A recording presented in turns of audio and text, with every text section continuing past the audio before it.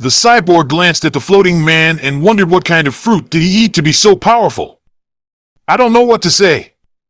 First he put up a fight with a vice admiral, then he's suddenly able to fly and this. What the hell is he? Sanji wasn't asking anyone in particular, he was just thinking how was Broly able to do it when their attacks did nothing to the giant. Everyone look out! Zoro suddenly yelled as he tried to warn the others. The red demon started to move and because of his sloppy moving the already weak building started to fall. Pieces of the mansion fell, but all the pirates managed to dodge. They looked back at the giant who was slowly standing up, but what they noticed was his jaw. His jaw was hanging very weirdly, which they assumed was because it was broken. You bastard! Now you made me mad. I'll send you flying. Threatened Oz, who had trouble speaking because of his broken jaw. The giant pulled the right arm behind while the scion just remained on the same spot. He pulled the fist back while yelling, "Goma Goma no pistol," and managed to hit the black-haired scion. Everyone thought that was it for their crew member, but after a few seconds they saw struggling. The demon sweated because he wanted to push his fist more forward, but something was blocking it. "Is that all your power?" said the voice which caused the demon to desperately push, but it was doing nothing. Broly just chuckled at the pitiful attempt. "You're weak. Someone of your pathetic strength can do nothing to a scion like me." These words offended Oz, who quickly pulled his right hand away and tried to surprise the scion with his left. Broly avoided the fist and reappeared above Oz's head. The scion grabbed the left horn and started to pull the monster up. Oz tried to stay on the ground, which only made Broly smirk. The scion released yell, after which his aura appeared around his body, surprising the two pirates who didn't saw it before. He pulled the demon above ground when to his satisfaction his horn broke in half. Oz fell on the ground, causing the whole ship to tremble. Broly started slowly descending to the ground when to his surprise he was face to face with Oz's leg. The giant monster sent the young scion crashing into a building behind his crew. Broly went through the whole building only to crash in the courtyard, behind the mansion which was filled with zombies. "Oh no! Is he dead?" shouted Chopper in his most humanoid form as he stared at the hole in the building. Without realizing what was going on, he is suddenly pushed away just in time before the monster leg could squash him. The giant continued smashing the whole area with his feet, hoping that he would get rid of the pirates already. After 1 minute of his rampage, the red giant calmed down and waited for the created smoke to disappear when suddenly he yelped.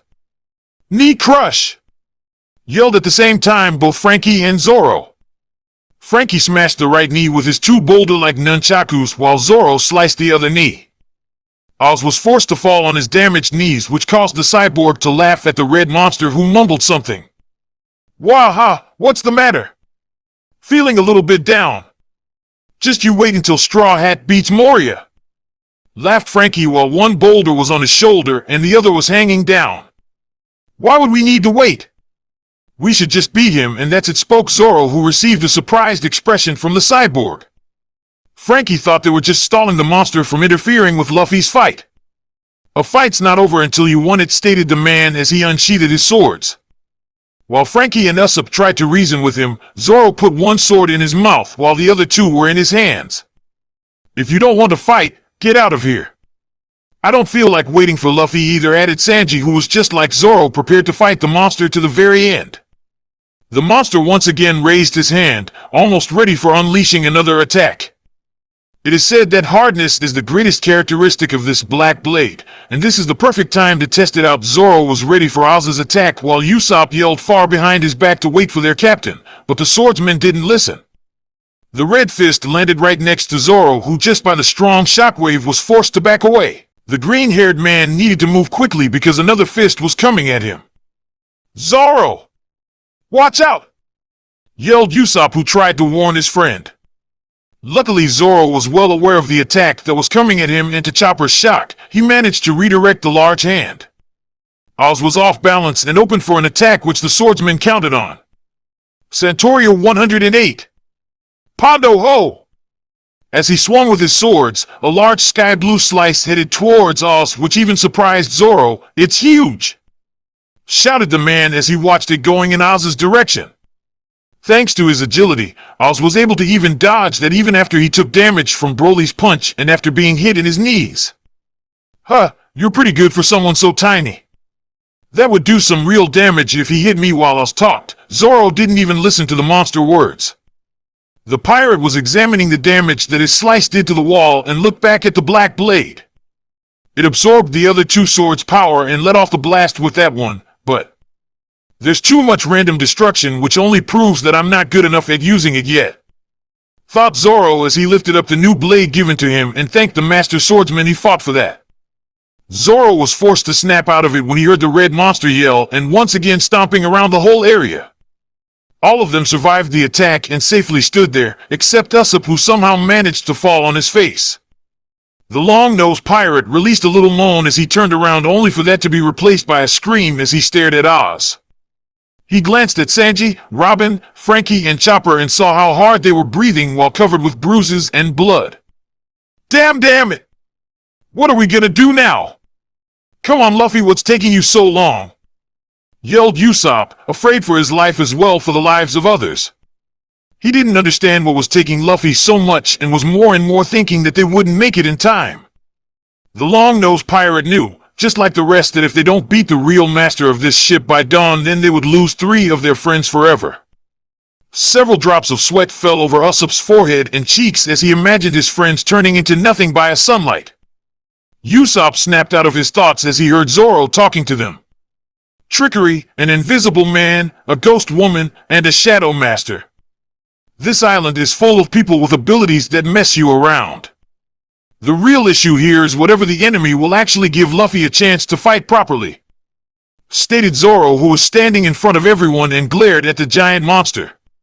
He believed a lot in his captain, but there was always a chance that the enemy won't fight without using some tricks to their advantage. That does seem very likely, spoke Robin with her arms crossed as she agreed with Zoro. Frankie, who was standing next to her, just mumbled something as he thought more about what the man in front said.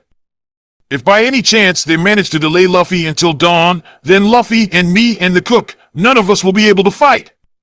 He tightened the grip on his 2 swords that were in his hands and continued, but as long as we at least manage to return Luffy's shadow before dawn arrives, then I bet everything will work out. Finished Zoro, who stared at Oz, who just stood there and observed the tiny people under his bare feet. I would say that we don't have even an hour left until the dawn comes, but on this island, deep in this mist and forest, the sunlight shouldn't be able to hit anywhere, declared the cyborg as he looked into the sky, which was covered with thick mist. Morning is nearly here, huh? That mist is our only chance, right?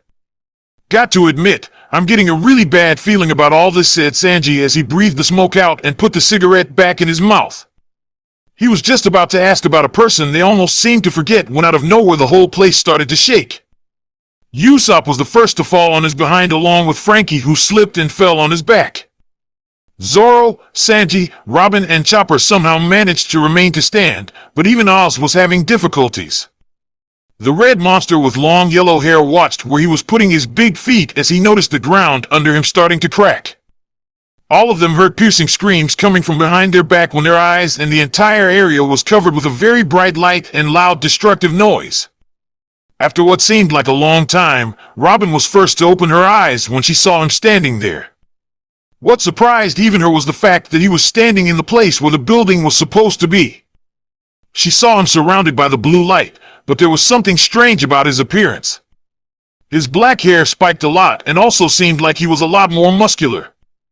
Robin didn't know what happened to him or what he did, but the expression on his face sent shivers down her spine. While she was lost staring at him, the others finally opened their eyes. Ugh, what the hell happened? Asked Frankie out loud as he stood up and adjusted his sunglasses, which almost fell from his face. He turned back only to let out a surprised yell. Whoa! Where's the part of the mansion that was there? What are you talking about, Frankie? Spoke Usopp, who was the last to stand from the ground and didn't know that the part of the mansion was gone. Usopp cleared the dust from his pants and continued talking. It was behind our backs all the time. It couldn't just disappear. He yelled the last part when he saw that there was nothing left. The shocked pirate mumbled something while Chopper, out of fear, reverted to his normal form. Gag, guys, is it me or does Broly look kinda scary and I'm angry? Chopper immediately seized a hold of the first person he was able to and hide. He was hiding behind Sanji's legs and with fear watched the man in the middle of nothing. Even Sanji and Zoro were lost for words as they were intimidated just by looking at the scion in front of them. Both pirates couldn't move. It was like there was some kind of high pressure above them. The silence lasted only for a second when Oz's loud voice echoed through the place. Huh? Are you still alive? I thought I got rid of you. Well, it's not a big deal. I can kill you along with the others if you want. Oz took one step forward and started walking towards the pirates. The red giant laughed at his targets when he stopped because of the scion flashy aura he somehow didn't notice before. Wow. That's so cool. I want to know doing that, but it's too bad I have to kill you. The stars around Oz's face quickly disappeared as he was to hit the scion on the ground, but... Garga! Growled Broly, whose aura exploded as the stones and pieces of rubble started floating. The ground under his feet cracked because of the pressure and everything that was close to him started to fall down. The black-haired scion launched himself towards the monster who just blinked in confusion. Oz's confusion was replaced with a loud yell when he was hit in the already damaged knee.